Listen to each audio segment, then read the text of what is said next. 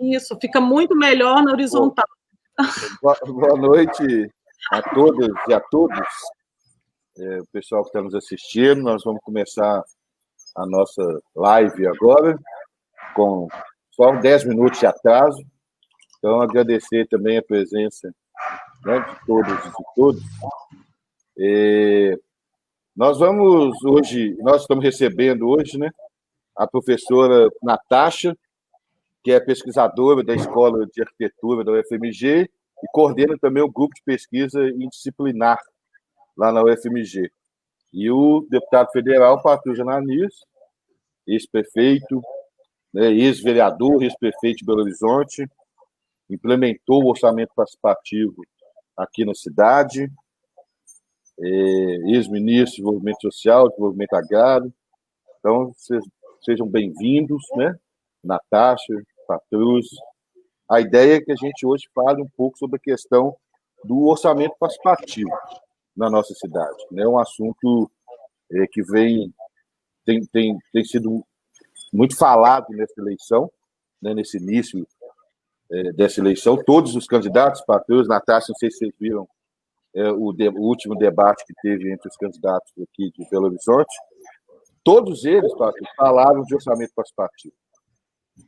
Sem exceção acho que é só o Partido Novo que não falou de orçamento participativo, mas os outros candidatos, na sua grande maioria, falando da importância do orçamento participativo. Então, a nossa ideia é que a gente fale um pouco sobre isso, né? O orçamento participativo, que é um programa fundamental na nossa cidade, de participação popular, né? A gente conversar um pouco sobre essa questão da participação popular que vem sendo tão ameaçada nesses últimos tempos, né? Eu estava contando outro dia que um vereador do Partido Novo, lá na Câmara, ele chegou ao ponto de dizer que a população não precisa participar da vida política da cidade, não, porque a participação dela é o voto, que nós vivemos uma democracia representativa, né? Então, a participação deles votando já basta,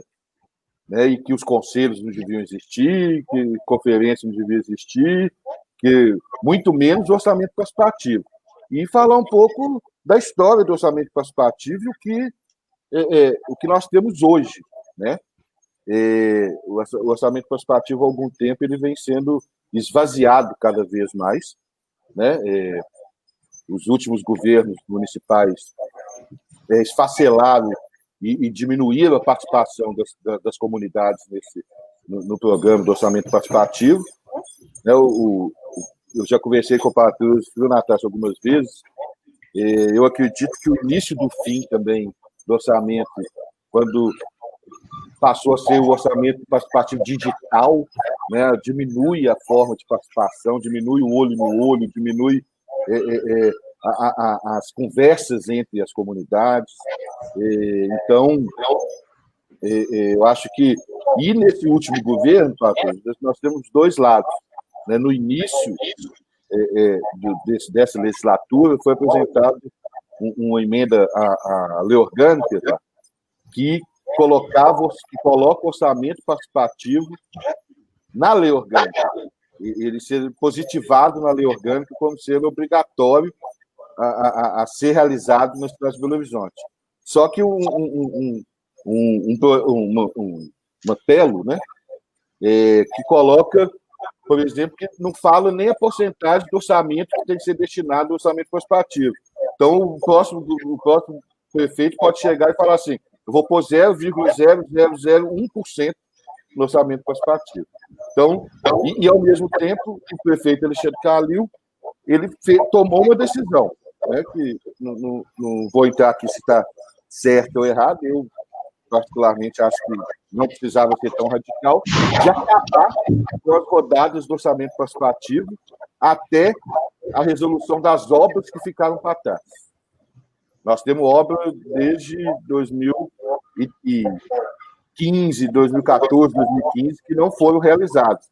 Foram votadas pela comunidade, foram aceitas e não foram realizadas. O prefeito Alexandre Calil tomou essa decisão, né, de realizar as obras que já foram aprovados e não teve mais nenhuma rodada nesse sentido. E conversar um pouco, né, assim, sobre o avanço do orçamento participativo, o que a gente pode pensar para o futuro. Né? O Patrus tem falado muito, viu, Natasha, sobre a questão do planejamento participativo, né, Patrus? Avançar nessa participação, né, uma coisa importante. Nós temos uma participação nas leis orçamentárias que não é muito efetiva ainda aqui em Belo Horizonte, tem crescido. Então, acho que a ideia hoje é ser uma conversa bem descontraída. Nós vamos começar, eu passo para o Patrus, para a Natasha, vocês falam um pouco, depois a gente continua o nosso bate-papo. Pode ser desse jeito, professora? Pode ser, Patrus? Eu falo agora, depois da Natasha? O que você quer falar depois? Você escolhe. Eu posso dar uma aberturazinha aqui, vou ser bem conciso, eu quero ouvir muito a Natasha. Tá. Então, você bem conciso. Não, então eu vejo isso. A questão do orçamento participativo tem a ver com o alargamento da democracia. Né? Assim, há uma divisão mesmo. Tem aqueles que querem, como nós queremos, uma maior participação das pessoas, o exercício efetivo, né, dos direitos e deveres da cidadania. Né? Eu entendo, ao contrário de algumas outras pessoas, que votar uma vez a cada 2 anos, um voto consciente, cidadão, é importante, mas é muito pouco. As pessoas que pagam impostos, nem todos, e no Brasil quem paga imposto são os pobres, é a classe média assalariada, que tem um desconto na fonte, né? E o imposto indireto, que penaliza também a classe média e os pobres, né? Os impostos sobre alimentos, sobre bens e serviços básicos. Né? As pessoas que respeitam as leis, elas têm o direito de discutir onde e como aplicar o dinheiro público. E aí é uma questão também de bom senso. Os recursos são escassos. As demandas são grandes. Num país que acumulou, ao longo de sua história, uma dívida social muito grande. Tivemos alguns avanços importantes dos governos do PT, Lula, Dilma, mas o fato é que estamos retrocedendo agora. Demandas crescentes e recursos escassos. Então, eu penso que é fundamental nós ouvirmos as pessoas, né, que moram nas vilas, nos bairros, nas comunidades, sobre as suas necessidades, sobre as suas demandas. São essas pessoas que sabem efetivamente o que elas precisam. Né? Além dessa dimensão muito prática, né, de definir as prioridades, o orçamento participativo também é uma coisa importante, porque o Estado democrático de direito ele deve ter também um objetivo além das políticas públicas, por mais importantes que elas sejam, além das obras sociais, dos investimentos, né, que promovem a vida, o desenvolvimento, a justiça social, o bem comum. Eu penso que é importante também nós alargarmos cada vez mais a consciência e o coração das pessoas. A democracia pressupõe pessoas que vivenciem realmente os valores democráticos. A justiça pressupõe pessoas que vivam realmente a justiça, o respeito ao outro, aos outros, aos diferentes, às diferenças. Né? Então, o orçamento participativo é também uma escola de cidadania. As pessoas alargam, né, a sua compreensão da vida, da realidade, né?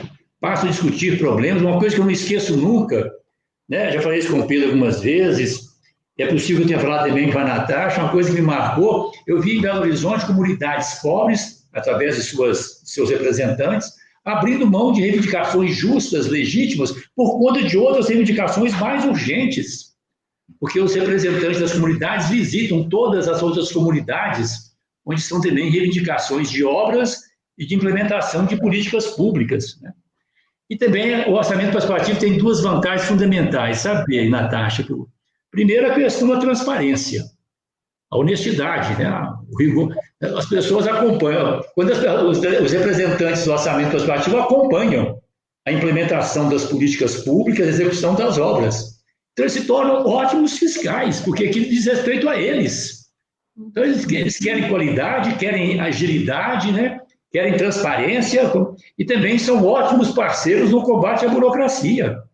Exatamente por esse compromisso que eles têm, esse desejo de verem implementadas as políticas públicas e de realizadas as obras que foram definidas nas assembleias do orçamento participativo. Né? Assim, eu considero muito importante também nós discutirmos a ampliação do orçamento participativo. Isso eu acho fundamental. Quer dizer, a questão do... Porque o orçamento ele incide é uma lei anual, né? O orçamento anual. E nós temos leis que incidem no orçamento que são anteriores, que têm vigência de 3, 4 anos. Os planos plurianuais, as leis de diretrizes orçamentárias. Eu considero fundamental que essas leis sejam amplamente discutidas com as pessoas. E também as políticas setoriais. Fundamental que as pessoas que têm vínculos, né, assim, participem também na formulação das políticas setoriais, da educação, da saúde, da cultura, da segurança alimentar, da assistência social, da moradia. E aí eu vejo um desafio. Talvez não seja o caso de nós aprofundarmos muito hoje aqui, mas eu penso que um desafio fundamental é que nós integrarmos mais as políticas públicas. Os espaços de convergência, não disputar. Claro que cada política pública tem a sua história, tem a sua identidade, tem a sua marca. Nós não queremos caracterizá-las, mas todas elas convergem para promover a vida, o bem comum, a justiça, né? Então, eu penso que é fundamental também nós criarmos espaços de interlocução para discutirmos a integração das políticas públicas. Eu acho que é importante o pessoal da educação conversar com a turma da saúde, a turma da educação e da saúde conversar com a turma da cultura, esses conversarem com o pessoal da segurança alimentar, da assistência social, para nós termos uma integração maior, né? E concluo, Pedro, na linha que você já colocou, dizendo isso, que realmente eu penso que o orçamento participativo não pode se restringir a decisões digitais individuais. Eu penso que a democracia pressupõe o encontro das pessoas. É através desse encontro, como você disse muito bem, Pedro, olho no olho, é que as pessoas constroem os consensos, as possibilidades compartilhadas. É que as pessoas abrem mão em função de demandas mais urgentes, cada um conhecendo os desafios do outro, das outras comunidades, né? Então, eu penso que as reuniões, os encontros, as plenárias, as assembleias, esse crescendo que vai, né? Começa nas pequenas comunidades, nos bairros, nas regionais aqui em Belo Horizonte, até temos as grandes assembleias para as grandes decisões. Então, isso me parece fundamental, né? E eu concluo dizendo isso, e a questão da democracia. No mundo inteiro hoje, a democracia está vivendo desafios. A democracia representativa é um grande avanço, mas ela não dá conta mais dos desafios que nós estamos vivendo. Nós vivemos hoje, e o Papa Francisco, na sua última encíclica, coloca isso muito bem, nós vivemos hoje o domínio do econômico. A política está hoje subordinada ao econômico, ao mercado. Então é fundamental que a política retome a sua força, e ela só vai retomar essa força, a política com P maiúsculo, a serviço do bem comum, na medida em que as pessoas participarem. A participação popular é fundamental nesse sentido, para nós resgatarmos a força e a dimensão da política e prevalecermos a política sobre a questão econômica, inclusive, além de outras dimensões. Então, eu fico por aqui, Pedro, e vamos ouvir agora a Natasha, depois a gente volta a conversar um pouco mais, né? Mas o assunto me mobiliza muito, eu gosto muito de falar sobre essa questão da democracia participativa, né? Bom, eu queria agradecer o convite, Pedro e Patrus, para falar com vocês, né? Duas pessoas que nos representam, né? Pedro como vereador em Belo Horizonte, Patrus como deputado federal, e com mandatos articulados que dá para a gente pensar políticas, rever políticas, imaginar presentes e futuros, né?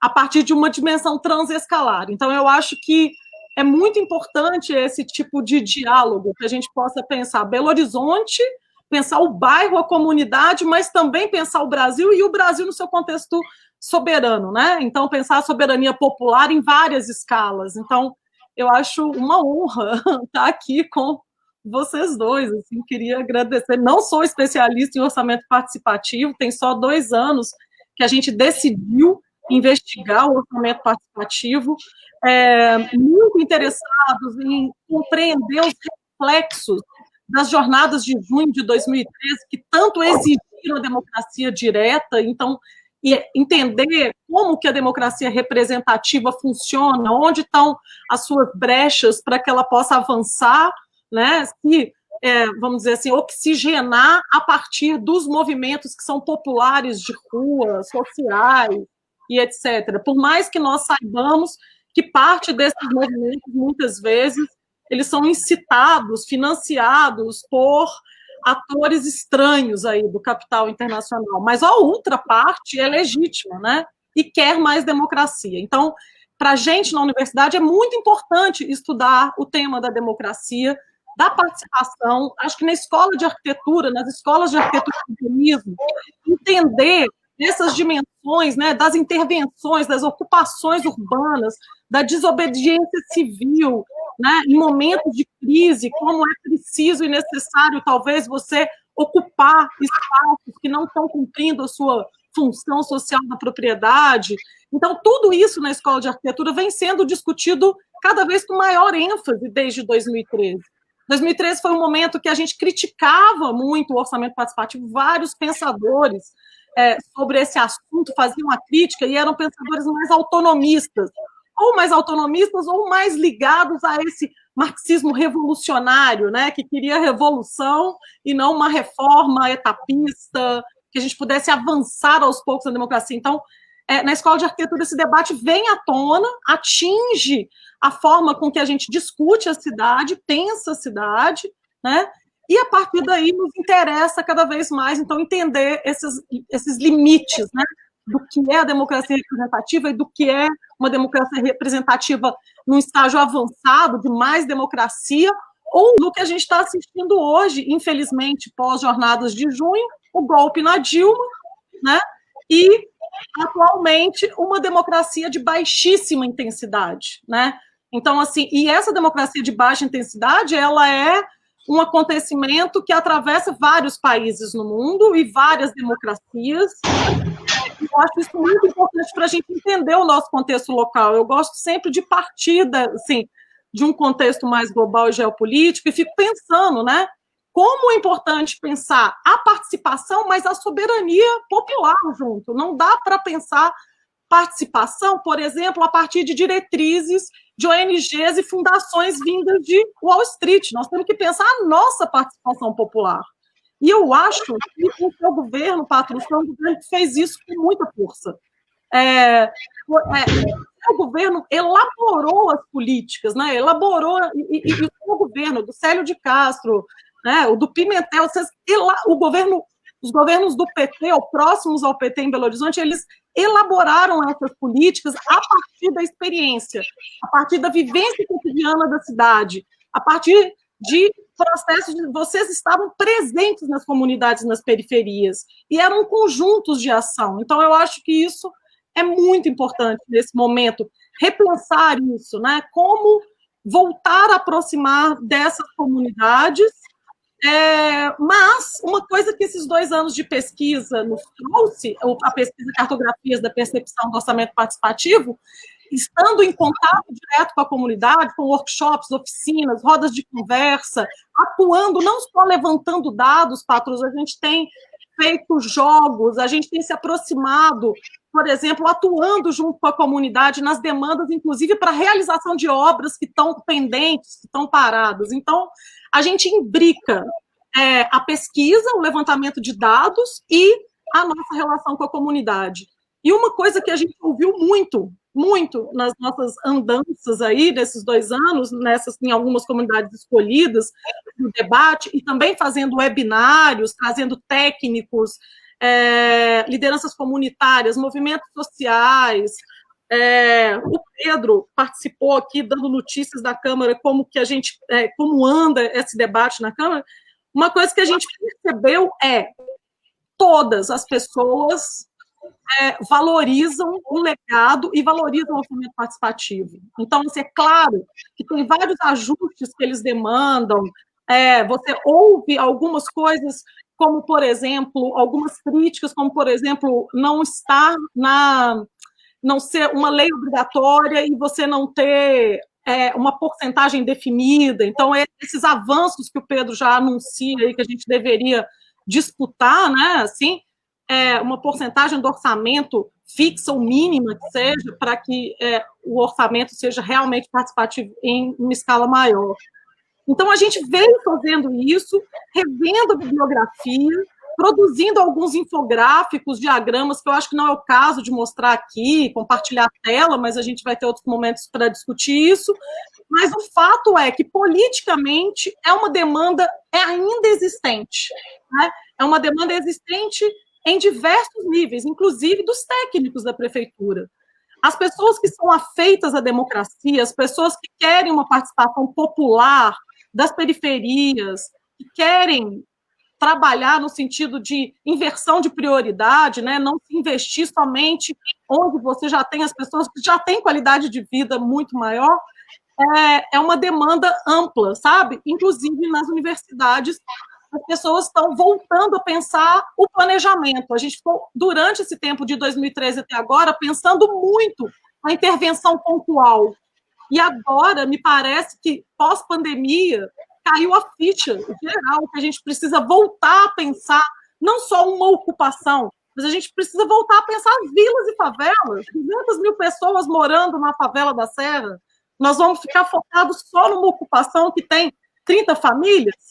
Uma coisa não elimina a outra. As duas coisas estão juntas, obviamente, mas a gente tem que voltar e retomar esse pensamento mais integrado da cidade. Eu acho que isso que você falou já é uma das respostas ao que precisa ser feito para avançar, Patrus. E aí, outras coisas que a gente fez também na pesquisa que eu acho importante é que, por exemplo, a gente foi convidado para participar de uma mostra cultural, artística, pelo Espaço do Conhecimento da UFMG, nós e outros projetos de extensão e pesquisa da UFMG, e esse evento é um evento entre o Espaço do Conhecimento e o UFMG e os centros culturais da cidade.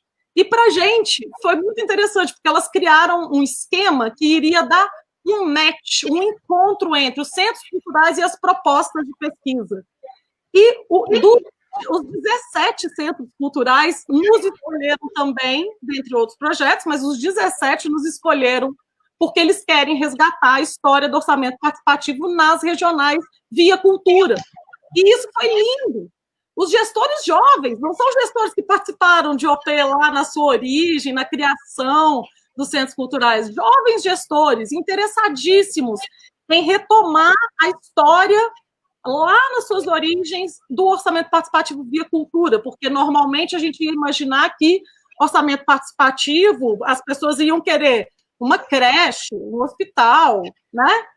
Uma quadra poliesportiva, mas um centro cultural na época, isso foi muito importante. Então, a importância da cidadania, e principalmente para a juventude e para o idoso, né, que tem esse tempo mais livre, nas regionais. Então, a gente está maravilhado com a quantidade de material que a gente tem recebido e organizado para fazer essa mostra que vai acontecer só depois das eleições. Mas, então, vai ser muito legal, porque vai circular nas redes depoimentos, vídeos, fotos da origem dos centros culturais envolvidos em orçamentos participativos. Dos 17 centros culturais existentes, 15 foram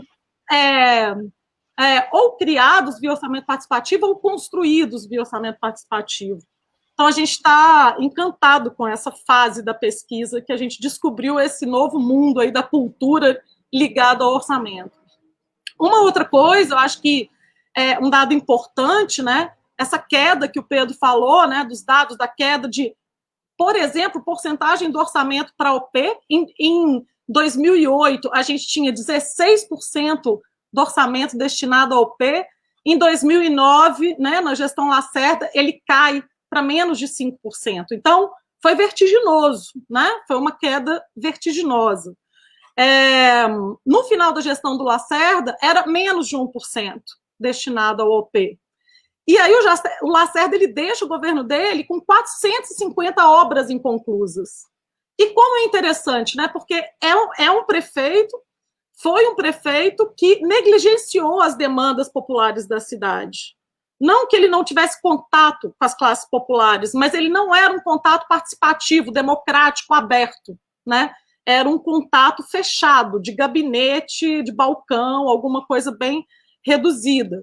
O Calil, que aparentemente, né, é um prefeito popular ou populista, não sei bem, assim, ele também vem, vamos dizer assim, deixando de lado a importância do orçamento participativo e fazendo, inclusive, críticas ao OP, né? E agora ele deixa 104 obras concluídas, mas ainda temos 346 obras no passivo. Então, isso é muito, né? É muito. Por quê? E aí, Patrus e Pedro, é uma coisa para a gente pensar junto, né? Eu vou retornar para vocês essa questão, assim, o que fazer? Porque alguns movimentos e algumas comunidades, lideranças comunitárias que nós conversamos, reunimos, entrevistamos, jogamos, fizemos jogos para poder aproximar mais dos sentimentos e dos afetos das pessoas, né? Não ser só aquelas entrevistas semi-estruturadas. A gente fez jogos, foi muito legal fazer esse trabalho. A gente observa que parte dessas pessoas prefere terminar as obras antes de gerar as novas demandas. Isso é uma questão, Pedro, para a gente pensar qual o mecanismo que o legislativo vai ter que defender, vocês aí da ala progressista aí do legislativo, da Câmara, para que a gente também não entre em dicotomia com o desejo das próprias lideranças. Por quê? Uma coisa que a gente observou, as lideranças, algumas que puxaram o orçamento participativo, que são delegados, são da Conforça, que é essa turma que fiscaliza as obras, eles estão desgastados na comunidade. Por quê? Porque, além deles serem ativos politicamente, muito ativos, eles estão com as obras que eles ajudaram a pensar, a constituir, a fazer o programa, né? Eles estão com tudo isso parado. Isso desgasta a liderança comunitária. Então, eles estão muito tristes e querem que essas obras aconteçam, porque são promessas, são acordos.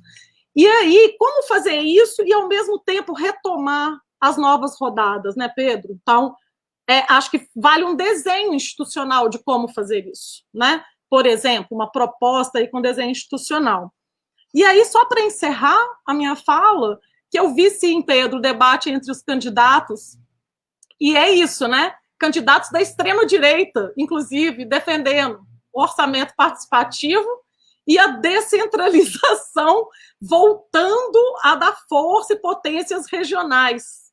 E eu achei isso muito curioso. Eu lembro que a gente comentou no dia, ou um dia depois, né, Pedro? O que é que está acontecendo? É só uma fala populista? Não interessa. Se é uma fala populista por causa das eleições, significa que as pessoas estão querendo. Para que eles vão retomar um debate de orçamento participativo nesse momento?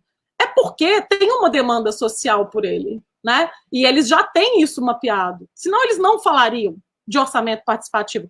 Um dos candidatos falou que ele ia mudar o nome para orçamento participativo popular, né?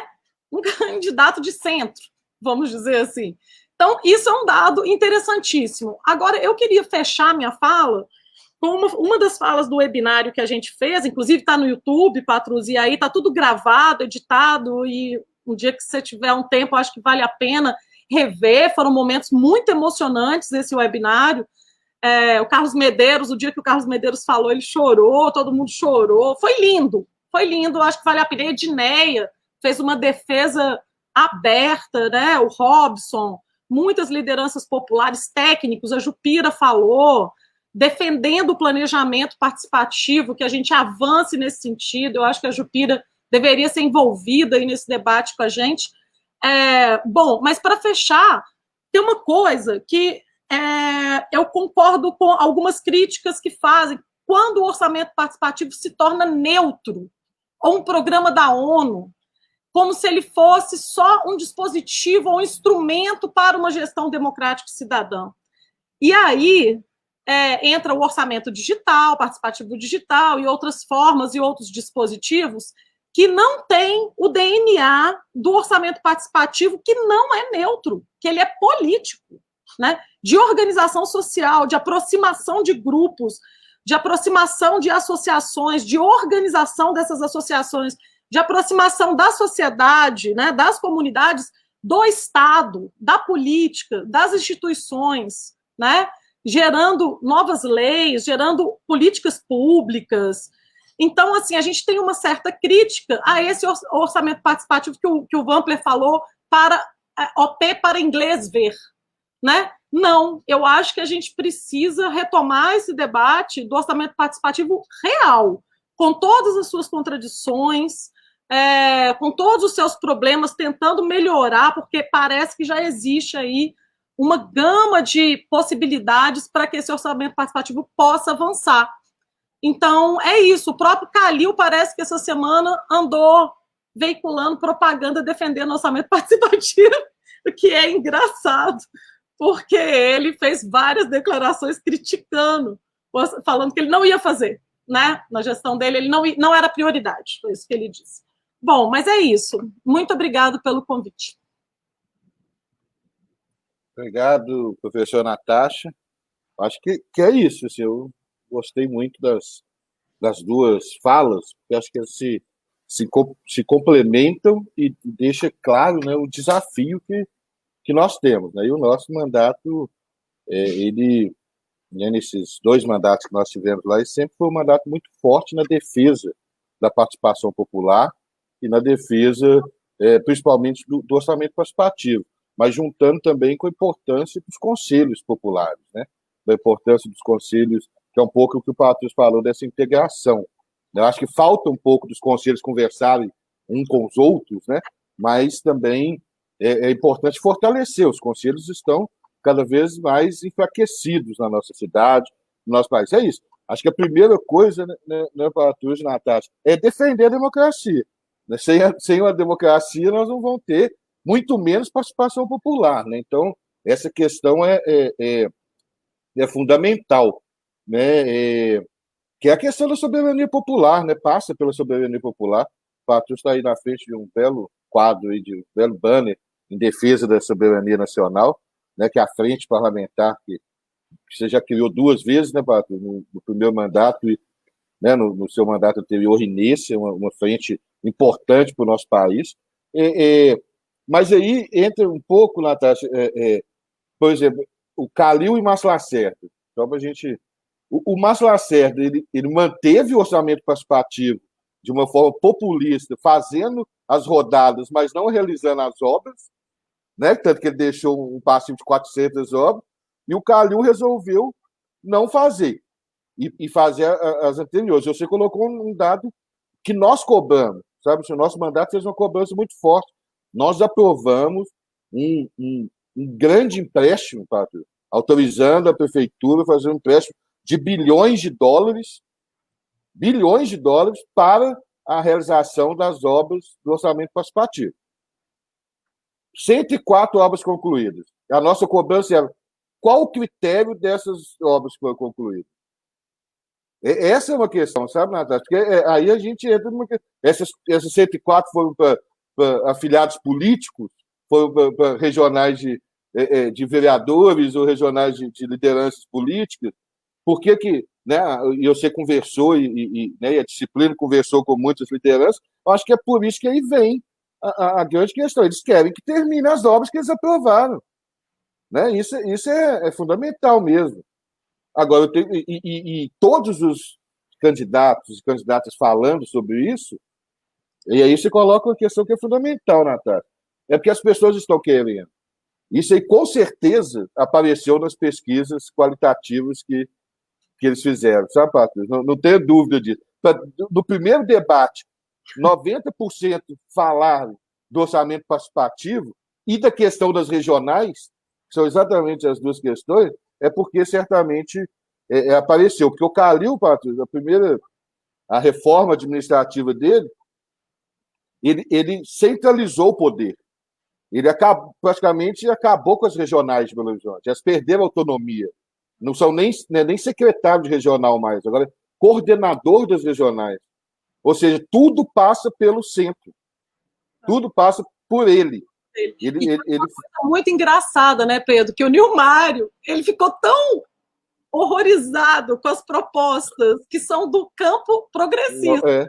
De todos os candidatos, que o Nilmário falava, ele praticamente falava assim, gente, vocês estão de parabéns, porque todas essas políticas que vocês estão defendendo aí, sociais, orçamento participativo, são nossas. Né? São nossas. Nós fizemos. Então, eu estou impressionado com vocês. Então, exatamente isso. Foi um debate engraçado, na verdade. Foi, no mínimo. Então acho que essa questão... E eles estavam também, a maioria, tentando atacar o Calil, de alguma forma, porque ele negligenciou a participação nesse sentido, né?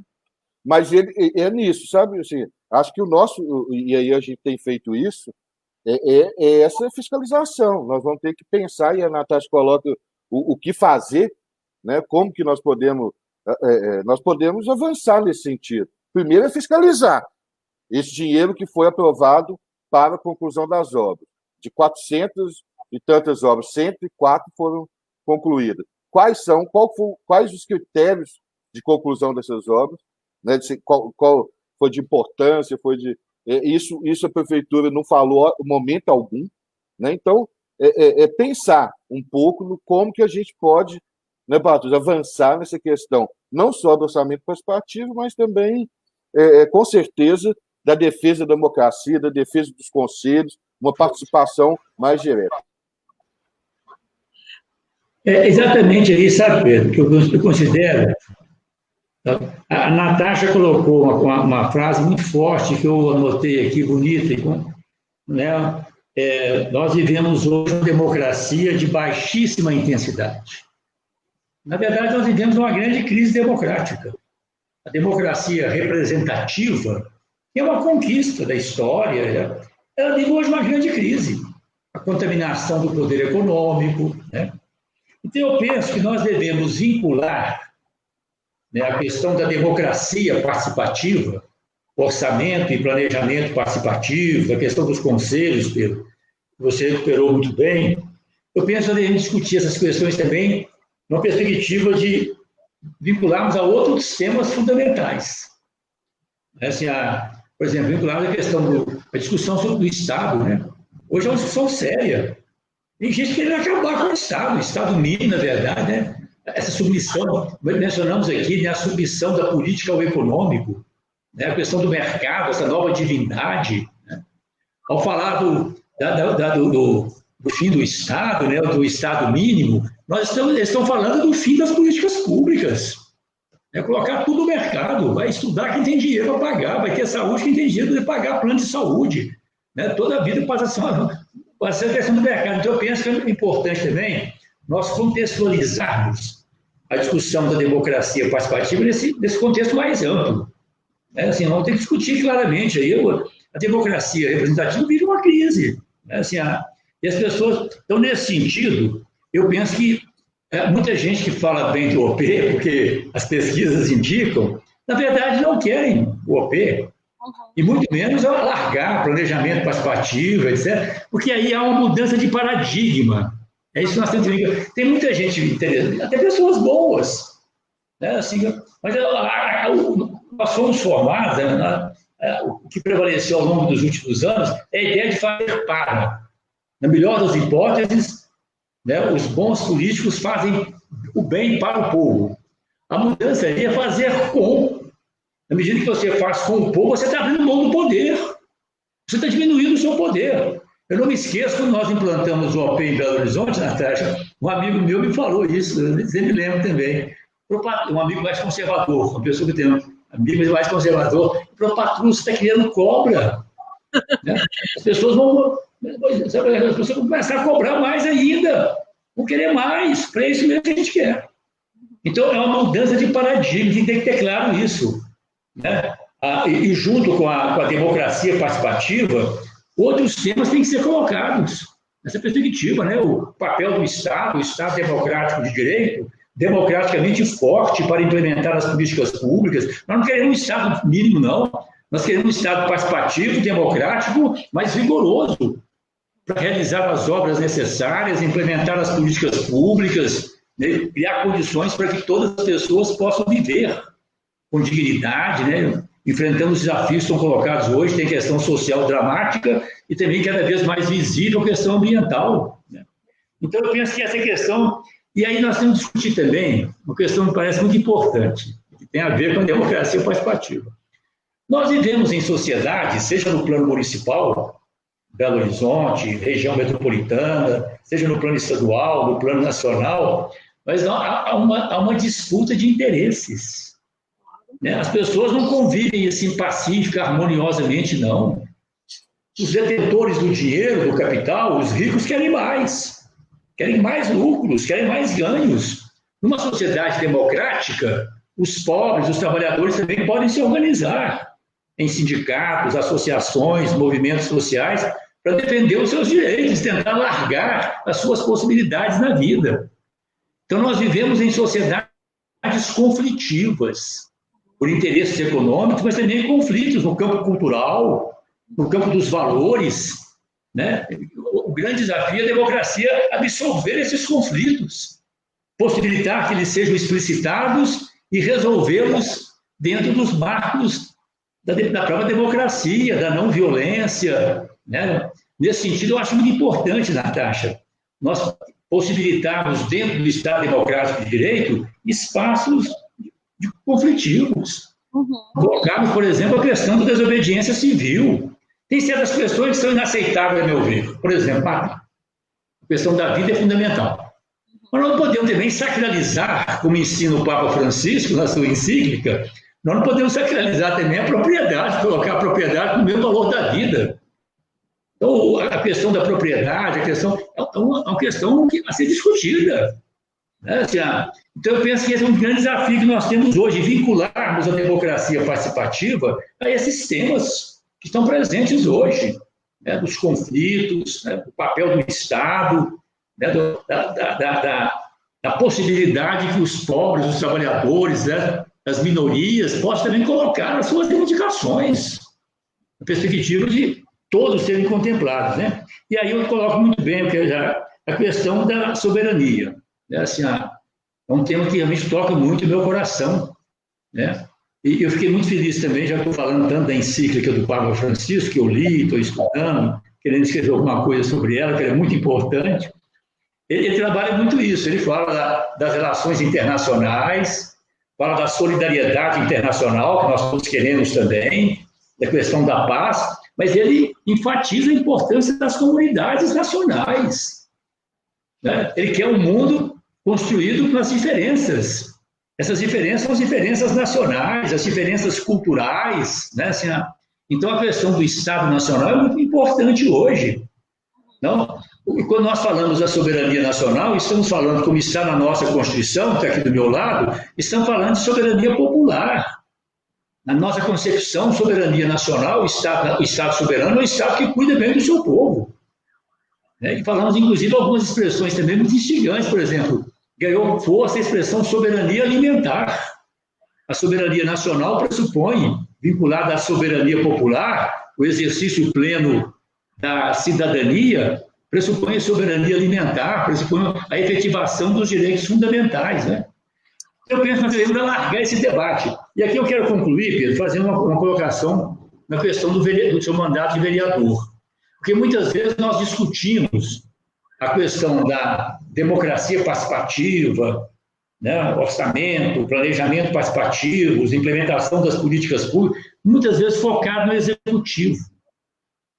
E uma coisa importante no seu mandato, né, eu já falei isso com você deve cada vez mais discutir isso com as pessoas, buscar formas de ampliar, é a participação popular no mandato também de vereador.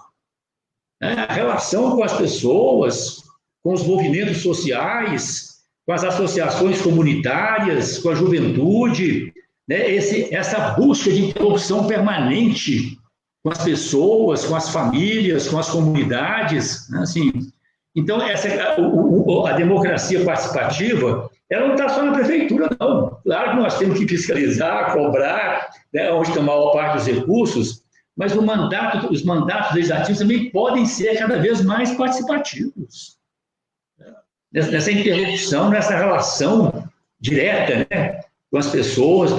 E aí eu vejo, concluindo essa parte nossa, eu penso isso, né, com relação à questão da Prefeitura de Belo Horizonte, as obras não realizadas, eu acho que o caminho é exatamente esse. É razoável que você parte, tem muita obra sem fazer, então agora tem que abrir as contas e decidir claramente, olha, quais as obras nós vamos fazer, complementar, quais as políticas sociais que nós vamos implementar. Tem outra questão também, outro grande desafio, viu, gente? O orçamento participativo ficou muito preso às obras. é fundamental também nós levarmos a democracia participativa para as políticas setoriais. E aí não é suficiente só o pessoal que trabalha na educação, não. Fundamental, é claro, né, que trabalhadoras e trabalhadores da educação participem efetivamente, mas tem que envolver também os estudantes, a partir de uma certa idade, as famílias dos estudantes, as comunidades. O mesmo vale para a saúde, para a cultura. Eu fiquei muito feliz, viu, Natasha, com essa referência aí que você fez aos centros culturais. Muito, assim. E foi uma coisa realmente assim, muito forte também no nosso mandato, e tem a ver com a participação, a questão da cultura. Os centros culturais que foram implementados a partir do orçamento participativo, mas nós fizemos uma revolução cultural em Belo Horizonte. Sabe? Eu não posso esquecer o Festival Internacional de Teatro. Né? As ruas de Belo Horizonte, as praças, os parques, né?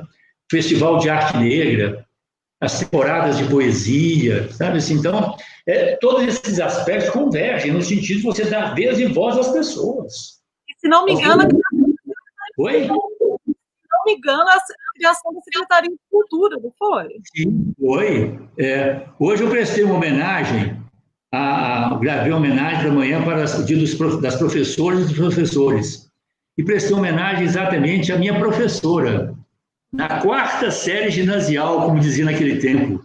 Tinha eu 14 anos de idade, 14 anos, no recuado ano de 1966, baixou em Bocaiúva a professora Maria Antonieta Antunes Cunha, e mexeu com a cabeça de muita gente, inclusive a minha. Literatura, vinculando a descoberta do Brasil e do mundo a partir da literatura, da cultura, e anos depois, Maria Antonieta Antunes Cunha foi nossa secretária de Cultura em Belo Horizonte. Essa mesma professora lá de Bocaiúva, e fez esse trabalho belíssimo. Eu estou prestando também aqui hoje, antecipando o dia de amanhã, o dia do professor, essa homenagem, mas eu quero enfatizar muito isso também, sabe? E essa discussão, vamos colocar o orçamento participativo na lei? É uma discussão, eu não sou quando ele é a favor, mas é uma discussão a ser feita. O que eu considero fundamental é a democracia participativa, junto com outras, né? O orçamento e o planejamento participativo, ganhar os corações e as mentes das pessoas. Eu considero, eu sou advogado, considero importante as leis. Claro, as leis podem ter um papel. Agora, eu vou lembrar sempre isso, as leis refletem também os conflitos da sociedade. As leis não são puras, não. As leis refletem. E muitas vezes os detentores do poder econômico levam vantagem. O poder econômico manipula daqui, compra dali, pressupõe, elege aqui e tal. Então, a gente tem que ter também uma clareza do seguinte, nem sempre a lei resolve. É importante que, vinculado à lei, ou antes da lei, ou junto com a lei, é fundamental nós colocarmos na sociedade, discutirmos isso efetivamente, né? Ganharmos os corações, as mentes, né? Mostrarmos para as pessoas a importância da democracia participativa, do orçamento, do planejamento participativo, lembrando sempre que terá sempre adversários poderosos, e muitas vezes silenciosos, porque mexem e ferem interesses, e, sobretudo, interesses econômicos. Então, eu penso também que, além da questão da participação em si, nós temos também, sobretudo, o mandato de vereadores, nós temos também essa responsabilidade de discutir claramente com as pessoas. As pessoas têm que ter consciência de que nós vivemos em sociedades conflitivas, né? Não são coisas neutras, não. Hoje, por exemplo, prometo a você se concluo, acho que eu alonguei um pouco mais. Assim. Mas hoje, por exemplo, esse quadro ruim que nós estamos vivendo em Minas Gerais, no Brasil, não é de graça, não. Tem gente ganhando com isso. A emenda constitucional 95, que congela o Brasil por 20 anos, colocou tudo no mercado. Então, tem gente ganhando, empresários da área da educação, da área da saúde. Né? Eu penso que esse debate é fundamental, sabe, Natasha, Pedro? Nós começamos a conversar sobre isso com as pessoas. Assim, os ricos sabem o que eles querem, os interesses deles. E eles conseguem, através da ideologia, da manipulação, muitas vezes, os ricos conseguem, muitas vezes, passar para a sociedade como se fosse um valor, um bem comunitário, aquilo que é interesse deles, meramente. Eu penso que esse debate pedagógico é um desafio que nós temos que enfrentar.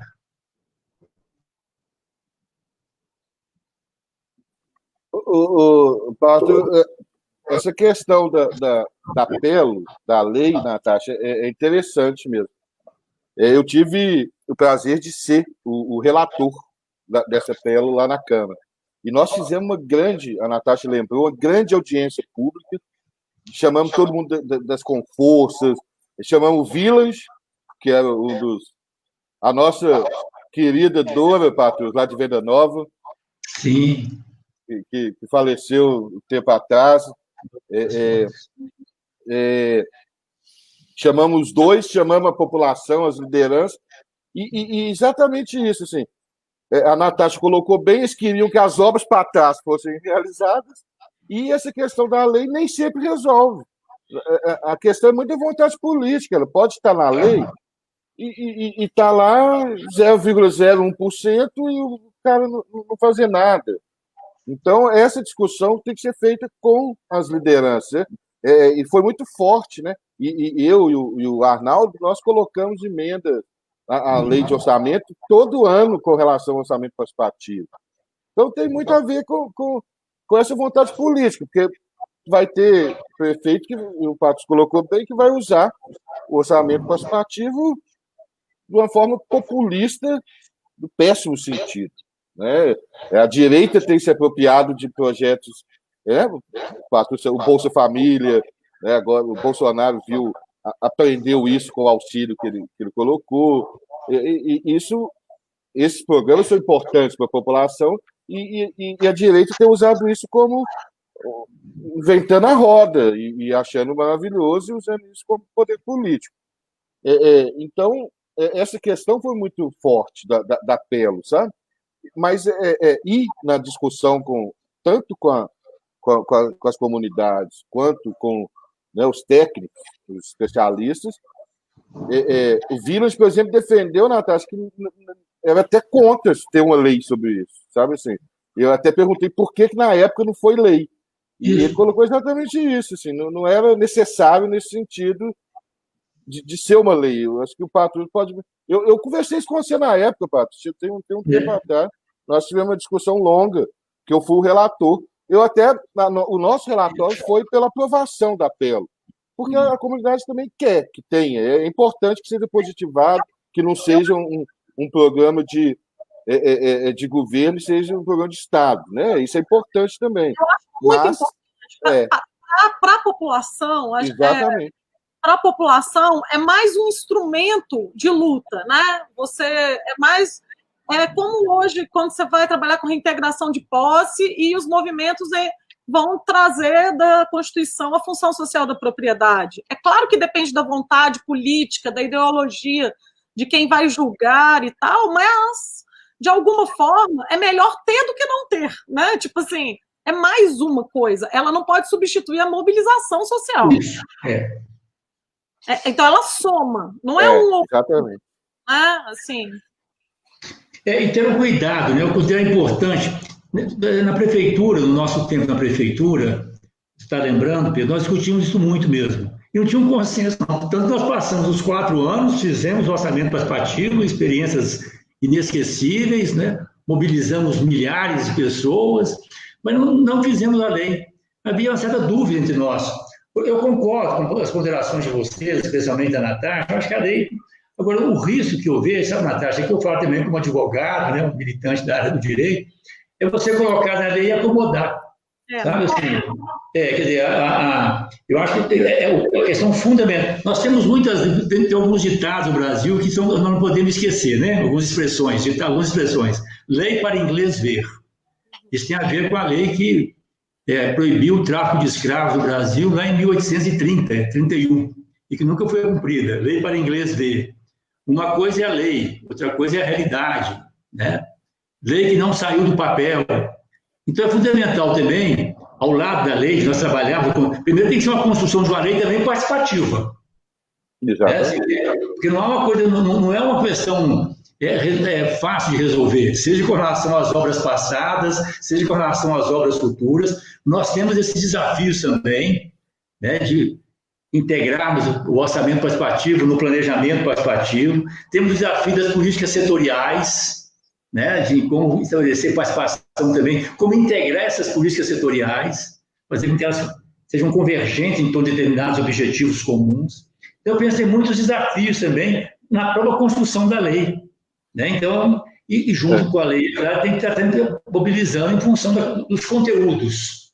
Tá? Porque muita gente pode até apoiar a lei, e depois trabalha para a lei ficar congelada, né? Vazia.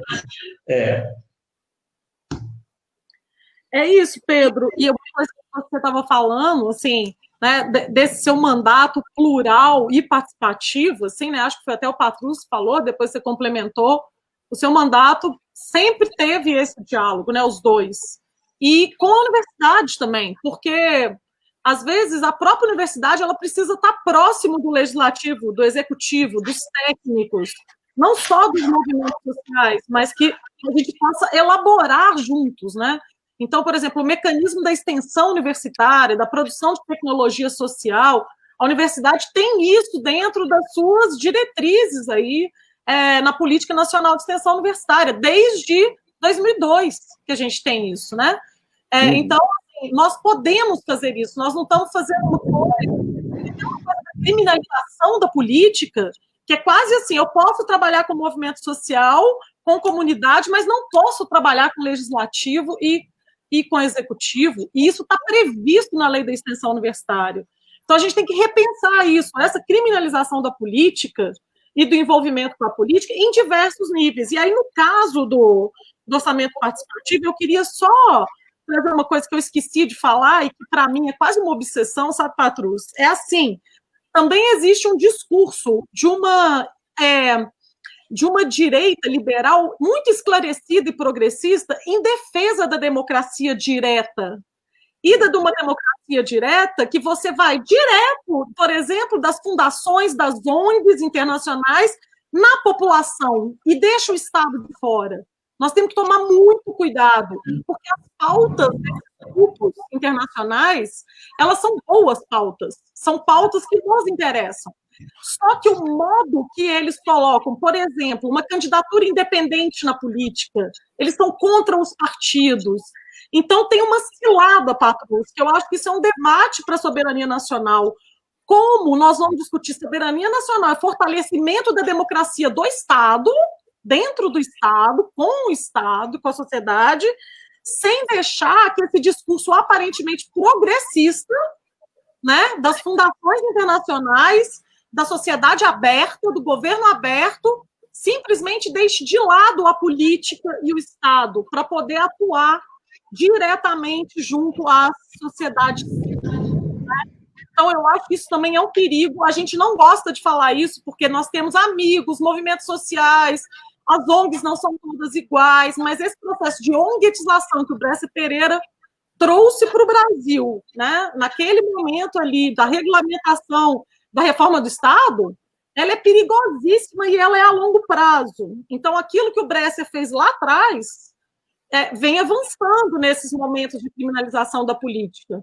Então, é como se eu tivesse fundações ligadas aos rentistas de Nova York, definindo aqui direto com a sociedade políticas que não são políticas públicas, são políticas privadas, por exemplo. Então, acho que a gente tem que prestar muita atenção nisso. É desconfortável, mas é fundamental para o debate da soberania nacional. Aí é um debate realmente instigante, né? Porque eu concordo com você, Natasha. Nós estamos vivendo no Brasil hoje, inclusive, uma inversão, porque a responsabilidade para promover o bem comum, a responsabilidade pela implementação das políticas públicas é do Estado. Vale para a segurança pública, saúde, educação, cultura, assistência social, moradia, segurança alimentar, etc. Né? Assim, é claro que isso implica outras discussões também. Por exemplo, tem 2 debates que estão postos hoje no Brasil e nós precisamos nos colocar em face deles. A questão da reforma administrativa, que Estado nós queremos, né? A partir dos pressupostos democráticos, dos direitos fundamentais, né? Assim, e a questão da reforma tributária. Né? Assim, é claro, política pública custa dinheiro. Então, tem que discutir com a sociedade também isso, o financiamento das políticas públicas. Né? Até quando o Brasil vai conviver com essa questão dos ricos não pagarem impostos no Brasil? O Brasil paga muito imposto, paga a classe média assalariada, que tem um desconto na fonte, e os pobres. Imposto de alimento, imposto indireto, etc. as grandes propriedades urbanas e rurais improdutivas, cumulativas umas sobre as outras, né? Não pagam imposto. As grandes fortunas, heranças, o grande capital. Então, discutir essa questão. Eu penso que nós temos que debater esses temas. O que está acontecendo no Brasil hoje é exatamente isso que você mencionou. Então, a responsabilidade é do Estado. A sociedade civil, as organizações não governamentais, etc., cumprem um papel subsidiário. Claro que nós queremos uma sociedade onde as pessoas sejam generosas, onde as pessoas se dediquem também ao próximo, aos que mais precisam, façam um trabalho. Claro, agora, a responsabilidade pelas políticas públicas é do Estado. O que nós estamos vendo no Brasil hoje é o contrário. As organizações não governamentais estão assumindo o papel do Estado e o Estado está passando a ter um papel subsidiário. Então, essa discussão realmente é muito séria e deve ser feita com todos os cuidados necessários, né, da democracia, do respeito às organizações, aos movimentos sociais, fundamental. Mas nós temos que estabelecer limites a isso. Eu concordo inteiramente, né? Agora, eu acho que o primeiro passo para isso é nós discutirmos com a sociedade o Estado que nós queremos. E nos contrapormos a essa ideologia forte, viu, gente? Está muito presente. Essa ideia do Estado mínimo, do mercado, das organizações não governamentais suprindo o papel do Estado, está presente hoje. Eu penso que é um momento, por isso que eu acho que considero importante nós articularmos o orçamento participativo, a democracia participativa, as políticas sociais, integrarmos essa discussão num contexto mais amplo e começarmos aí a discutir o nosso projeto de Estado. Seja o nosso projeto para Belo Horizonte, seja o nosso projeto para Minas Gerais e para o Brasil. E eu queria, antes de terminar, Pedro, fazer uma colocação também aqui que eu acho que considero importante. Que quando nós implantamos em Belo Horizonte o orçamento participativo, nós tivemos uma dificuldade na Câmara. A democracia participativa, às vezes, tem um certo conflito com a democracia representativa. Alguns vereadores resistiram. Não, quem decide o orçamento somos nós.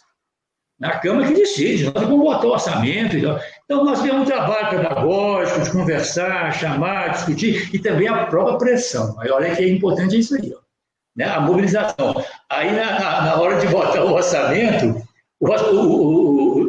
os militantes, né, as pessoas ligadas ao orçamento participativo, ocupavam a Câmara de Belo Horizonte. Democraticamente, pacificamente, mas ocupavam a Câmara. Né, e os arredores da Câmara, o movimento da cidade inteira. Então, isso também condicionava um pouco os vereadores. E nós, na Prefeitura, também cumprimos um papel de ouvir com os vereadores, dialogar, fazer algumas mediações. Mas essa é uma questão também que a gente vai ter que trabalhar. Né? Há um espaço de conflito entre a democracia representativa, que a democracia representativa não precisa de povo, não. Nós estamos aqui, nós representamos. Nós decidimos. Para que povo? O povo só vota. Isso que o vereador do Novo falou aí representa muita gente que pensa assim. Então, eu penso também que é importante nós discutirmos isso com as pessoas e pensarmos também, é um desafio mais acadêmico, como conciliar, como compatibilizar a democracia participativa no seu sentido mais amplo, também com os espaços da democracia representativa. Né? Enfim, são muitas questões que a gente tem pela frente aí, né? Muitas questões. Eu acho que é isso, viu, Bruno? Essa discussão ela é fundamental e longa, né? Essa questão da participação, do que nós estamos vivendo. A Natasha coloca essa questão dessa turma liberal progressista, né? Que está mais próximo da gente que a gente imagina, né? Assim, então, nós temos que ficar muito atentos. E a Natasha tem feito essa discussão já há algum tempo, né, Natasha? Quase que sozinha e falando. E é isso, é uma turma que vem do capital internacional, que está entrando para dentro do nosso país de uma forma muito, muito forte, né? Com bilionários. Políticos, hein? E políticos. E financiando diretamente candidatos. Financiando diretamente candidatos progressistas. Campanhas progressistas. Exatamente. Então, essa é uma questão que é assunto quase de outra live, né, Natália? Eu acho que é uma live. Depois da campanha. Exatamente, é uma live importante. Gente, já tem 1h05. Eu acho que a gente pode ir encaminhando já também. Né, assim, essa vida virtual nossa acaba que a gente fica esgotado e é um Exato, tempo bom de Mas, live. Pode falar. não, concluindo, né, mas eu queria fazer um registro, assim, nós temos que voltar para a questão da campanha, né? Vocês têm campanha e nós temos que viabilizar a sua eleição, que é importante para nós aprofundarmos essas discussões que estão fazendo hoje aqui, né? Assim, Exatamente. então é importante. Agora, eu penso que a campanha tem que ter esse aspecto prático também, de buscar os votos, de chegar até as pessoas, material eficaz, de boa qualidade, prestar conta do seu trabalho na Câmara, com o vereador, tudo.